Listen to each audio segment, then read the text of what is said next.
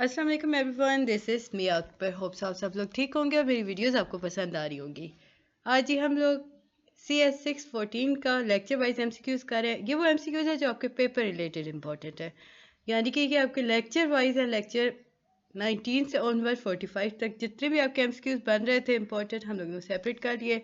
सो अभी हम उसका रिलेटेड बात करेंगे। तो चलें जी, अपनी वीडियो करते हैं start. The data warehouse is read only. आपको मैं इस वीडियो में आपको ना डायरेक्ट आंसर्स बताऊंगी, यानी कि राइट आंसर्स क्या है। हम ऑप्शन पे नहीं जाएंगे, यानी कि द डेटा वेयर हाउसेज आपके पास ऑप्शन ए है read only, B write only, read write only और नन। तो हम लोग डायरेक्ट जाएंगे ए पर, यानी इसके करेक्ट आंसर्स पर। The data warehouse is read only. Next MCQ है कि the important aspects of the data warehouse environment is that data found within the data warehouse is, ये all of the above है, यानी कि subject oriented भी होता है, time variant भी होता है, इंटीग्रेटेड भी होता है। नेक्स्ट MCQ है आपके पास कि fill in the blank is the heart of the warehouse। अब डेटा वेयरहाउस डेटाबेस सर्वर एक ऐसा है जो इसे हम कहते हैं कि ये हार्ट है वेयरहाउस का। The biggest drawback of the level indicator in the classic star schema is that it limit। तो ये क्या लिमिट करता है? मेरी थोड़ी तबीयत खराब है, सॉरी फॉर दिस। फ्लेक्सिबिलिटी, यानी कि ये फ्लेक्सिबिलिटी को लिमिट कर देता है। नेक्स्ट आपके पास है डेटा वेयर हाउस इज।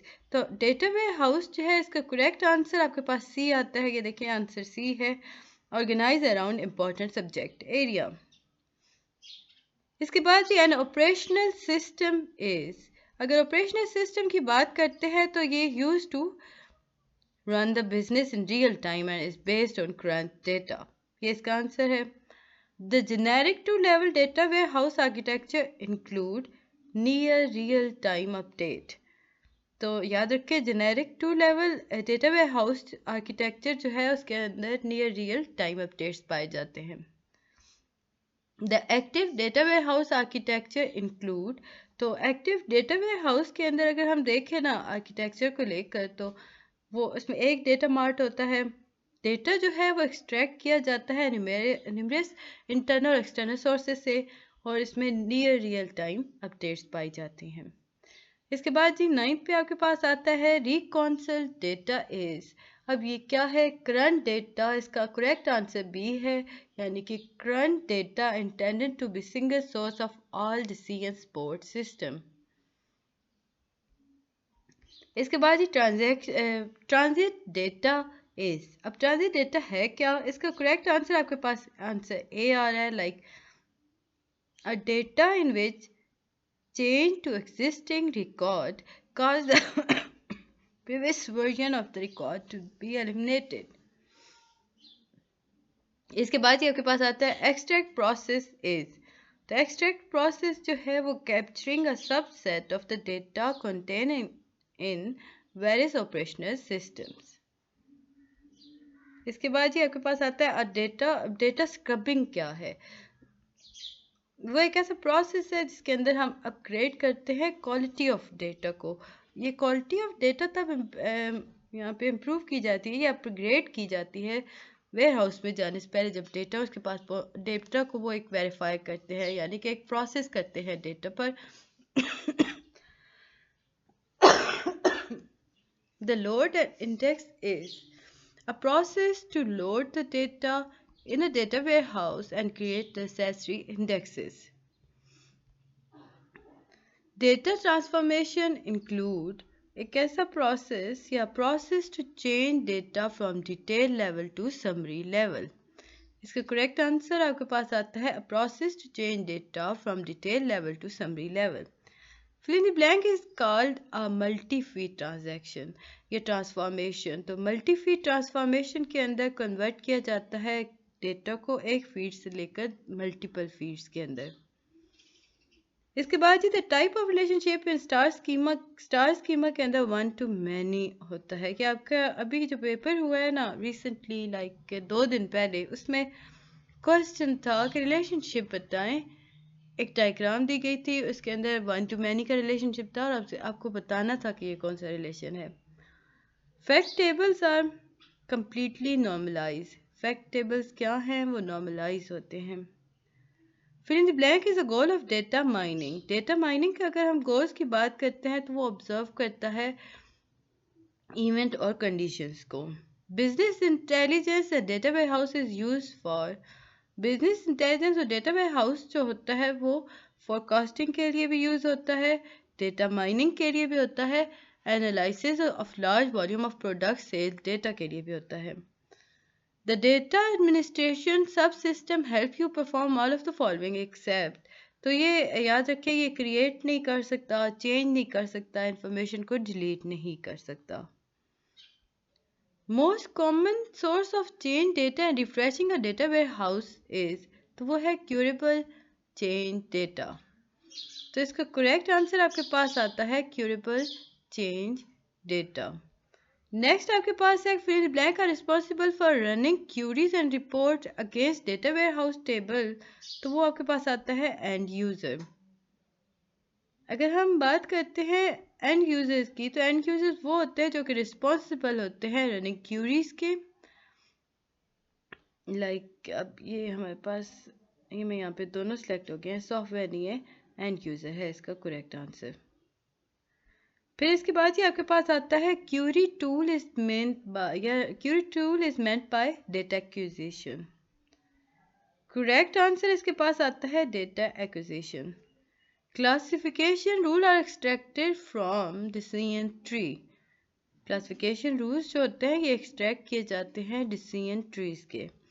अगर हम बात करते हैं dimensionality, reduction reduces the data set size by removing, तो हम किसे रिमूव करेंगे? इररेलेवेंट एट्रीब्यूट्स को।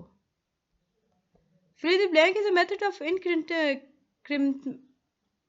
Incremental conceptual clustering. तो आपके पास आता है कॉब वेब। कॉब वेब आपके पास इंक्रीमेंटल क्लस्टर्स होते हैं। नेक्स्ट आपके पास आता है effects of one attribute value on a given class is independent of values of other attribute in class. तो इसका आंसर होता है correct value independence.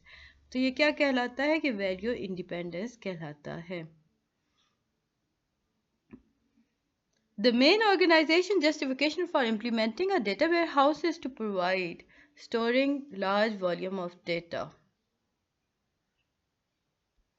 Multi-dimensional database is otherwise known as, तो मल्टी-डायमेंशनल डेटाबेस जो होता है वो DBMS होता है। याद रखें वो DBMS आपके पास आता है। हमारे पास दोनों ही हो जाते हैं अब एक DBMS। Data warehouse architecture is based on RDMS। अब जब हम बात करते हैं डेटा वेयर हाउस आर्किटेक्चर की तो वो RDM होता है, लेकिन मल्टी डायमेंशनल डेटाबेस जो होता है वो DBMS होता है। Source data from warehouse come from ODS। Source data warehouse में कहाँ से आता है? ODS से। Fill in the blank is a data transformation process. तो फिल्टरिंग एक ऐसा प्रोसेस है जिसके अंदर हम डेटा को ट्रांसफर कर सकते हैं। The technology area associate with CRM is personalization. तो इसका करेक्ट आंसर आपके पास आता है personalization. SMP stand for, SMP क्या है? Symmetric multi processor. Symmetric multi processor. Fill in the blank are designed to overcome any limitation placed on the warehouse by the nature of the relation data model। अब इसका correct answer आपके पास आता है multi dimensional database. Next आपके पास ये आता है fill in the blank are design to overcome any limitation placed on the warehouse by the nature of relation data model. तो इसका करेक्ट आंसर आता है मल्टी डायमेंशनल डेटाबेस। नेक्स्ट आपके पास आता है MDDB स्टैंड फॉर। MDDB जो होता है मल्टी डायमेंशन डेटाबेस को कहते हैं। Fill in the blank is a data about data, तो मेटा डेटा है इसका correct answer. Fill in the blank is an important functional component of the meta data, तो हमारे पास आता है information directory. EIS stand for. EIS जो होता है वो एग्जीक्यूटिव इंफॉर्मेशन सिस्टम होता है। अब जिन लोगों का पेपर है ना, मैं आप लोग को एक ट्रिक इसका बता दूं कि आप लोग को आसानी से ये हो जाएगा। इंशाल्लाह मैं नेक्स्ट इसकी वीडियोस बनाऊंगी। आप लोगों के जो LMS होता है ना, वहाँ पे आपको इस सब्जेक्ट के डाउनलोड सेक्शन में सैम्पल पेपर मिलता है, वो आप लोग डाउनलोड कर लें, उससे करें, आपका मैक्सिमम 60% पेपर आपका वहीं से आ रहा होता है। मैं ट्राई करूँगी, मेरे पास मौजूद है, मैं आपको वो उसकी भी एक वीडियो बना दूँ ताकि आप आसानी से कर सको। Fill in blank is the data collected from natural system, तो ये आपके पास आता है MRI scan. Fill in blank is an example of application development environment, तो visual basic. The term that is not associated with data cleaning process is segmentation. इसका correct answer था। Fill in the blank are the some popular OLAP tools. तो OLAP में हमारे पास MetaCube और Informix आते हैं।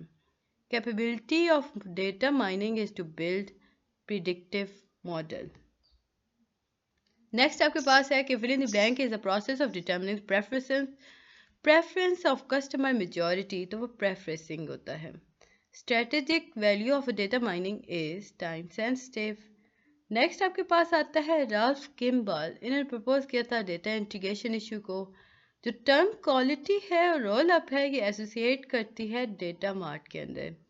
Exceptional reporting in data warehouse is otherwise called as, तो ये अलर्ट्स कहलाते हैं। एक्सेप्शनल है ना, तो ये अलर्ट्स लाते हैं।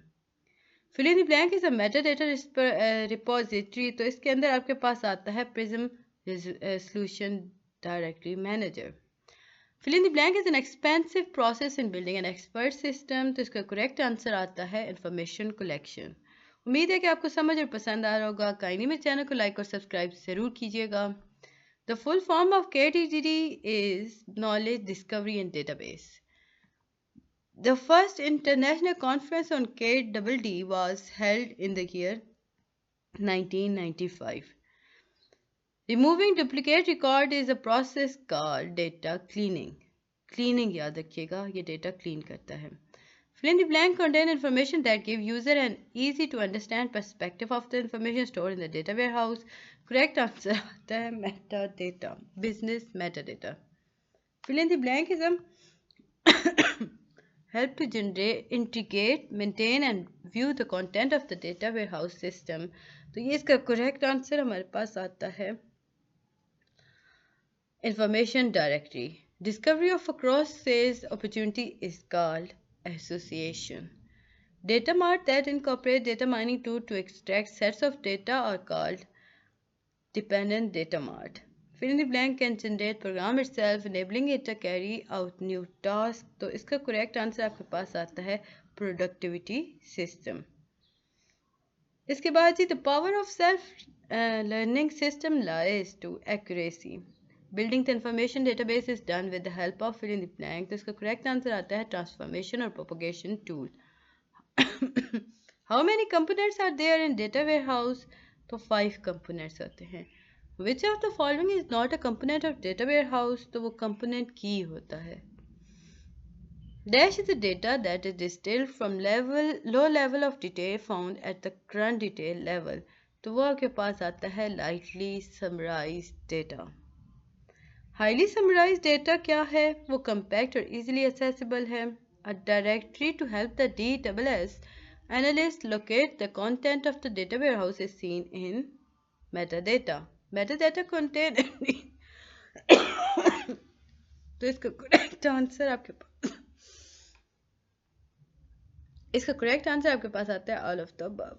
Which of the following is not an old data storage medium? तो वो आपके पास pen drive आती है.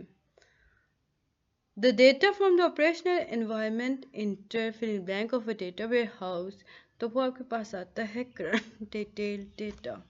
इसके बाद जी the data and current detail level reside till fill in the blank event occur, तो all of the above. The dimension table describe the dimension tables हमेशा facts को बताते हैं. The granularity यूँ है कि the granularity of the fact is the dash of the detail at which it is recorded, तो इसका level of the detail होता है. Which of the one of the following is not primary grain in analytic modeling? तो वो आपके पास आता है periodic snapshot. Granularity is determined by both A and B। तो ये थी जी आज की वीडियो। उम्मीद है कि आपको पसंद और समझ आई होगी। मिलते हैं नेक्स्ट वीडियो में, तब तक के लिए अल्लाह हाफिज़।